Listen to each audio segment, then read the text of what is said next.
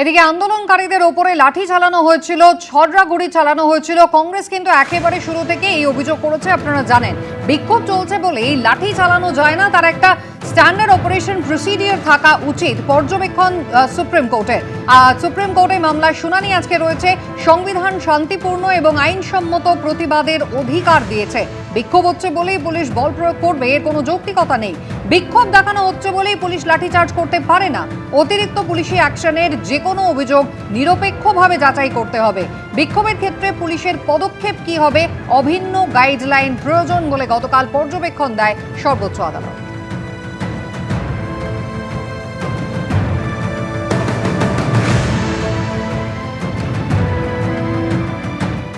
প্রশ্ন ফাঁস রুখতে কড়া বিল এনেছে মোদী সরকার, কিন্তু বিরোধীরা এখনো আক্রমণের ধার কমাতে নারাজ। সোমবার এই নিয়ে সংসদে তুলকালাম পরিস্থিতি তৈরি হয়। দফায় দফায় মুলতবি করতে হয় দুই কক্ষ।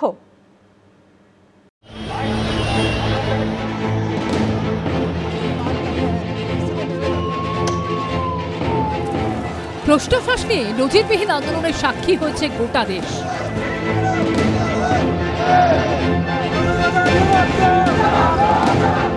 কার্যত নথি স্বীকার করেছে সরকার। দেশজোড়া ছাত্র যুবদের আন্দোলনের জেরে কেন্দ্রীয় শিক্ষামন্ত্রীর পদ থেকে পদত্যাগ করতে বাধ্য হয়েছেন মোদী, অমিত শাহের ঘনিষ্ঠ সহযোগী এবং আরএসএস এর অত্যন্ত বিশ্বস্ত ধর্মেন্দ্র প্রধান। মোদী সরকার বলছে ভবিষ্যতে প্রশ্ন ফাঁস রুখতে কড়া বিল এনেছে তারা, কিন্তু বিরোধীরা তা মানতে নারাজ। এর মধ্যেও কেন্দ্রীয় সরকারের কৌশল দেখছে তারা। स्टूडेंट्स के लिए इतना बड़ा बिल लेके आ रहे हैं, स्टूडेंट्स का फ्यूचर सिक्योर करने के लिए इतना महत्वपूर्ण बिल लेके आया है। ये public examination prevention of unfair means amendment bill जो आया है ये ऐतिहासिक है। इस पे बाधित ना करें और एकजुट से इस बिल को पारित करना चाहिए। ये तो लोगों का गुस्सा शांत करने के लिए, क्योंकि खासकर जो नौजवान हैं वो बहुत भड़के हुए हैं जब पुलिस वायलेंस के बाद, उसके ऊपर बैंडेड लाने के लिए बिल लेके आई। इस बिल में है ही कुछ नहीं। সোমবার এই নিয়ে সংসদের তুলকালাম হয়। দফায় দফায় মুলতবি করতে হয় দুই কক্ষ।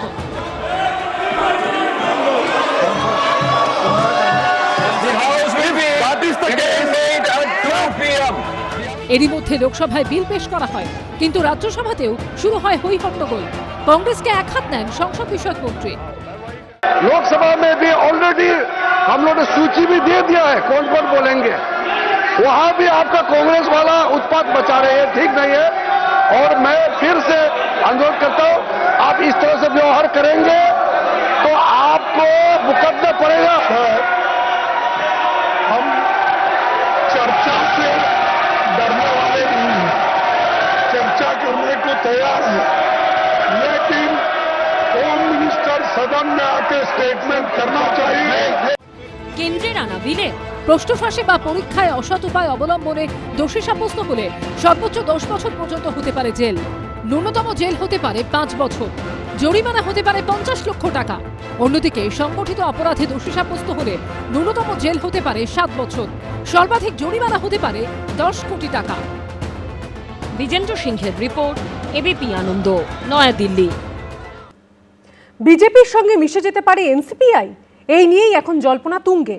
আর এই আবহেই সোমবার রাতে নবান্নে শুভেন্দু অধিকারীর সঙ্গে বৈঠক করলেন এনসিপিআই এর লোকসভা দলনেতা সুদীপ বন্দ্যোপাধ্যায়। আজ এনসিপিআইকে আমন্ত্রণ জানানো হয়েছে এনডিএর বৈঠকে। আজ বিজেপি নেতৃত্বাধীন এনডিএর বৈঠকে ডাক পেয়েছেন তৃণমূলের বিদ্রোহী 20 জন, যারা এখন এনসিপিআই সঙ্গে মিশে গেছেন। তার আগে সোমবার নবান্নে গিয়ে মুখ্যমন্ত্রী শুভেন্দু অধিকারীর সঙ্গে বৈঠক করলেন এনসিপিআই সাংসদ সুদীপ বন্দ্যোপাধ্যায়। দুজনের মধ্যে প্রায় 40 মিনিট বৈঠক হয়। এনসিপিআই সূত্রে খবর, বিজেপি নেতৃত্বাধীন এনডিএর দ্বিতীয় বৃহত্তম শরিক হিসেবেই থাকতে চায় এনসিপিআই। এ বিষয়ে মুখ্যমন্ত্রীর সঙ্গে সুদীপ বন্দ্যোপাধ্যায়ের আলোচনা হয়। আজ এনডিএর বৈঠকে উপস্থিত থাকবে এনসিপিআই। এনডিএর শরিক হিসেবে এনসিপিআইর সঙ্গে কিভাবে আরো ভালো করে সমন্বয় সাধন করা যায় তা নিয়ে শুভেন্দু অধিকারী ও সুদীপ বন্দ্যোপাধ্যায়ের বৈঠকে আলোচনা হয়। কোনো গুরুত্বই নেই, না মুখ্যমন্ত্রীর গুরুত্ব আছে, না মুখ্যমন্ত্রী তো এখানে ওখানে দৌড়ে বেড়াচ্ছে আর সাম্প্রদায়িক কথাবার্তা বলছে। ও মিটিং করে কি করবে বাংলা? প্রথমে তৃণমূলে বিদ্রোহ ঘোষণা, তারপর এনসিপিআইতে মিশে যাওয়া এবং এনডিএকে সমর্থনের ঘোষণা। আপাতত এই অবধি এগিয়েছেন লোকসভায় তৃণমূলের বিদ্রোহী সাংসদরা। তবে এনসিপিআইয়ের আবেদনের ভিত্তিতে এখনো তাদের পৃথক ব্লক আখ্যা দেওয়া হয়নি। কেবলমাত্র লোকসভায় অভিষেক বন্দ্যোপাধ্যায়ের জন্য আগে যে আসন বরাদ্দ ছিল তা এখন বরাদ্দ করা হয়েছে এনসিপিআই লোকসভার দলনেতা সুদীপ বন্দ্যোপাধ্যায়ের জন্য। প্রথম সারি থেকে দ্বিতীয় সারিতে পাঠিয়ে দেওয়া হয়েছে অভিষেক বন্দ্যোপাধ্যায়কে।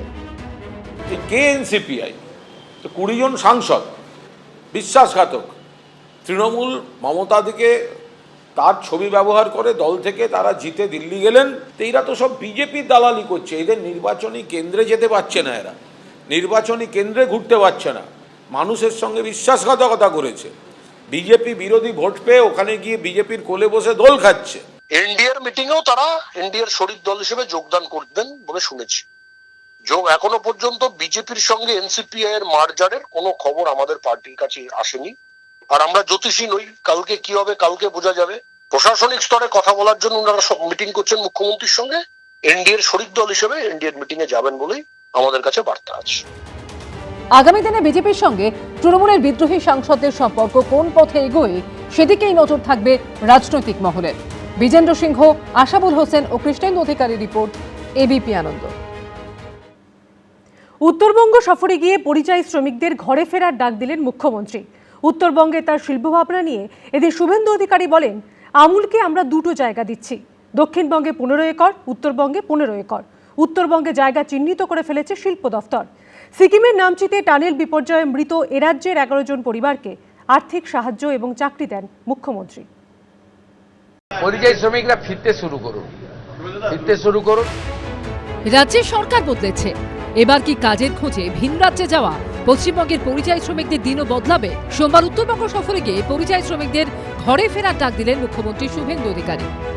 বাংলায় তো কাজ নেই, এখন আমরা এসেছি ধীরে ধীরে কাজ দেব এবং ফিরবে সবাই। আমরা কারখানা বা অন্যান্য এমএসএমই, ফুড প্রসেসিং এগুলো তো আমরা দেব, সরকারি কর্মসংস্থানও শুরু হবে। আপনারা সবাই জব কার্ড করে ফেলুন। পুরনো জব কার্ড মানেই তারাই পাবেন, নতুন পাবেন তা নয়। আমরা শিথিল করে দিয়েছি আইন, 125 দিন আমরা কাজ দেব, গ্যারেন্টেড। বিজেপি শাসিত রাজ্যগুলোর বহু মানুষ তো কর্মসংস্থানের জন্য পশ্চিমবঙ্গে রয়েছেন। তাহলে এখনকার মুখ্যমন্ত্রী তো তাদের বলুন যে বিজেপি শাসিত রাজ্য থেকে বাংলায় আছেন কেন, ফেরত নিন তাদের। সেই শূন্য জায়গাগুলোতে তো বাংলার ছেলেমেয়েরাই সুযোগ পেতে পারে, তা বিজেপিকে ছেড়ে এখানে আছেন কেন?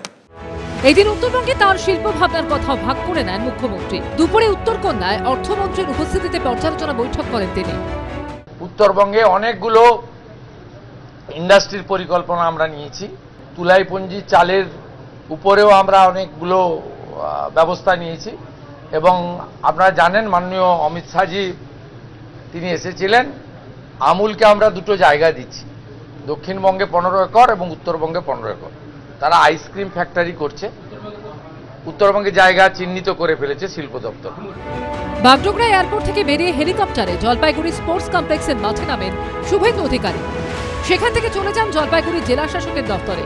দেখা করেন সিকিমের নামচিতে টানেল বিপর্যয়ে মৃত 11 জন এই রাজ্যের বাসিন্দার পরিবারের সঙ্গে।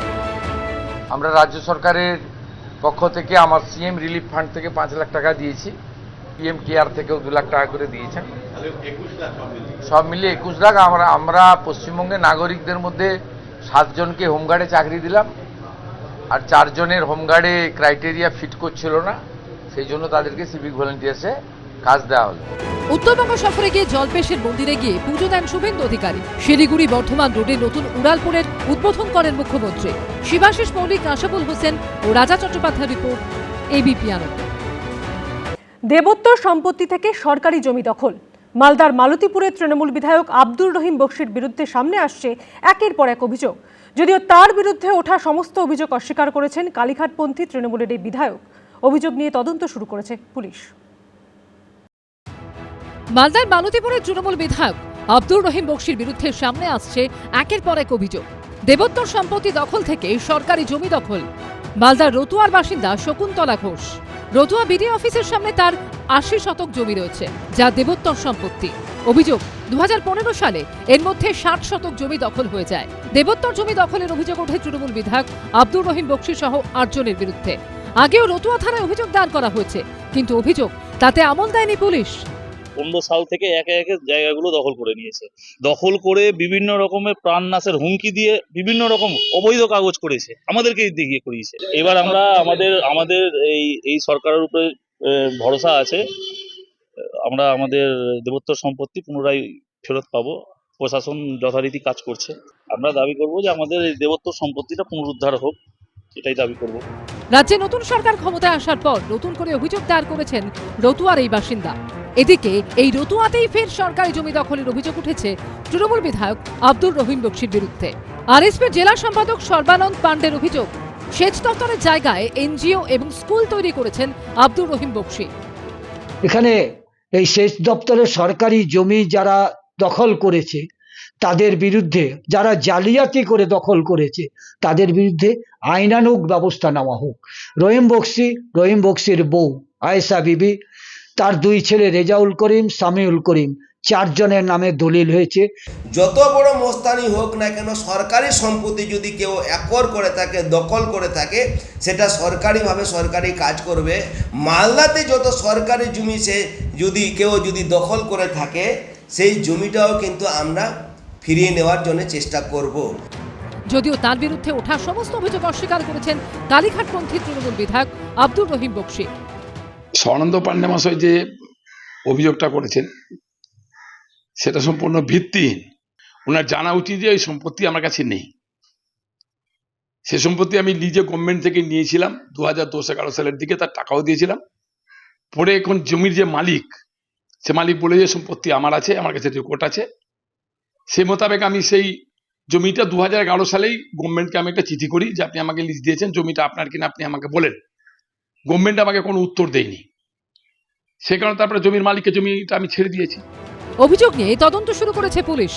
ওনার বিরুদ্ধে যে কমপ্লেন এসেছে কি সরকারি জমিনটা দুরুপয়োগ করে বা নিজের কাগজ জালিয়াতি করে নিজের নামে করে দিয়েছেন, কিছু জায়গায় স্কুল বানাচ্ছেন বা কিছু কবজা করে রেখেছেন, এইরকম এলিগেশন এসেছে। এটা আমাদেরকে ব্যাপকভাবে খতিয়ে দেখতে হবে। বিভিন্ন ডিপার্টমেন্ট থেকে আমাদেরকে ডকুমেন্টস কালেক্ট করার দরকার আছে। আমরা প্রপার ইনভেস্টিগেশন করব, তারপরে যা ব্যবস্থা হবে। আমার মনে হয় যে অভিযোগ যিনি করেছেন তাকে পুলিশের মানে যারাই করছেন অভিযোগ, ফিজিক্যাল প্রোটেকশনটা থাকা উচিত। কারণ আফটার অল আপনি জানেন যে মালদাতে এই ধরনের ঘটনার ক্ষেত্রে যেটা হয় নর্মালি, সেটা হচ্ছে যে জোর করে চাপ দিয়ে অভিযোগ, ল্যান্ড গ্র্যাবিং তো খুব একটা সিরিয়াস অভিযোগ, তো 0 টলারেন্স থাকাই উচিত। শেষ পর্যন্ত তদন্তে কি উঠে আসে সেদিকেই নজর রাজনৈতিক মহলের। সোমক লাহিড়ী রিপোর্ট, এবিপি আনন্দ, মালদা। এবার আরও এক বেসরকারি ব্লাড ব্যাংকের বিরুদ্ধে রক্ত নিয়ে বেআইনি ব্যবসার অভিযোগ উঠল। স্বাস্থ্য ভবনের কাঠগোড়ায় সিআইটি রোডের লাইফ কেয়ার ব্লাড ব্যাংক, সব ডেটা নিয়ম মাফিক পাঠানো হয়েছে, সাফাই দিয়েছে ব্লাড ব্যাংক কর্তৃপক্ষ।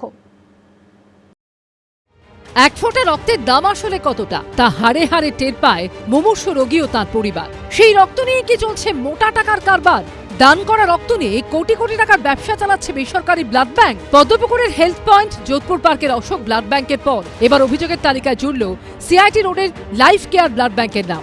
অভিযোগ, গত 6 মাসের মধ্যে অন্তত 3500 ইউনিট লোহিত রক্তকণিকা অর্থাৎ প্যাকড রেড ব্লাড সেলস বিক্রি করা হয়েছে বিহার, উত্তরপ্রদেশ, ঝাড়খণ্ডের মতো ভিন রাজ্যের বিভিন্ন ব্লাড ব্যাংকে।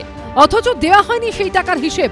স্বাস্থ্য ভবন সূত্রে খবর, এ বিষয়ে জানতে চেয়ে 3বার ডেকে পাঠানো হয় লাইফ কেয়ার ব্লাড ব্যাংক কর্তৃপক্ষকে। প্রথমবার ইমেলে জবাব দিলেও পরে 2বার এ নিয়ে ওই বেসরকারি ব্লাড ব্যাংক কোনো উচ্চবাচ্য করেনি বলে স্বাস্থ্য ভবন সূত্রে দাবি।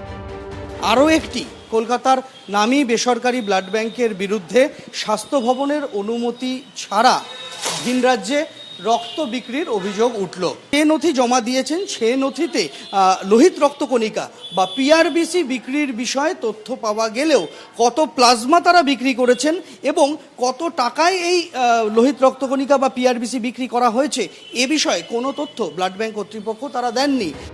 তবে এই অভিযোগ মানতে নারাজ লাইফ কেয়ার ব্লাড ব্যাংক। কর্তৃপক্ষের দাবি, একটা ব্লাড ব্যাংক যখন চালু হয় তখন তাকে 5 বছরের লাইসেন্স দেওয়া হয়। সেন্ট্রাল ড্রাগ কন্ট্রোলের পাশাপাশি ছাড়পত্র দেয় রাজ্য ড্রাগ কন্ট্রোলও, যার ভিত্তিতে স্বাস্থ্য ভবন এনওসি অর্থাৎ নো অবজেকশন সার্টিফিকেট দেয়। লাইফ কেয়ার ব্লাড ব্যাংকের দাবি, ওই এনওসির মানে হচ্ছে bulk blood transfer, counter sale সহ যাবতীয় সব কার্যকলাপ চালানো যাবে। যদিও স্বাস্থ্য দপ্তরের দাবি রক্তের বাল্ক ট্রান্সফার বা একসঙ্গে বিপুল পরিমাণ রক্ত সরবরাহের ক্ষেত্রে কেন্দ্রীয় স্বাস্থ্য মন্ত্রকের সুনির্দিষ্ট গাইডলাইন রয়েছে। সেই নিয়ম অনুযায়ী এক রাজ্য থেকে অন্য রাজ্যে রক্ত ও রক্তের উপাদান বাল্ক ট্রান্সফার করতে হলে নিয়ামক সংস্থা এসবিটিসি এবং এনবিটিসির অনুমতি নিতে হবে। এক্ষেত্রে যা মানা হয়নি বলে দাবি করেছে স্বাস্থ্য ভবন। তদন্ত শুরু হয়েছে, এখন সেই তদন্তের মধ্যে যদি স্বাস্থ্য ভবনের তরফে কোনো রকম সহযোগিতা না পাওয়া যায় বা ব্লাড ব্যাংক কর্তৃপক্ষের তরফ থেকে, তাহলে পরবর্তীতে তারা শাস্তিমূলক পদক্ষেপের রাস্তায় হাঁটবেন। রক্তের বন্টন, বাল্ক ট্রান্সফার এবং আর্থিক লেনদেন সবই এখন স্বাস্থ্য দপ্তরের তদন্তের আওতায়। সন্দীপ সরকারের রিপোর্ট, এবিপি আনন্দ, কলকাতা। এবিপি আনন্দ, এগিয়ে থাকে, এগিয়ে রাখে।